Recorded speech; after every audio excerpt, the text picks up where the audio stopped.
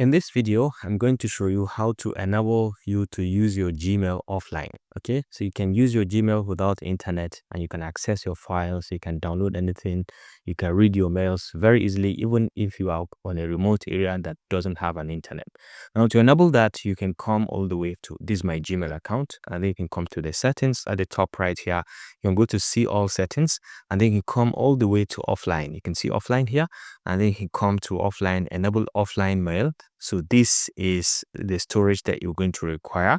Okay, using 45 of this available for offline use, and then you can sync settings, store emails from the last 30 days if you want, and then maybe I can say from the last 7 days. This is what I want. Download them as attachments if you want, and then the security, this is what you will, after logging out of my Google account, do. These are keep offline data on my computer or remove offline data from your computer. You can specify all these if it is what you're interested in. Now, once you're okay with any of this, for example, I can say keep.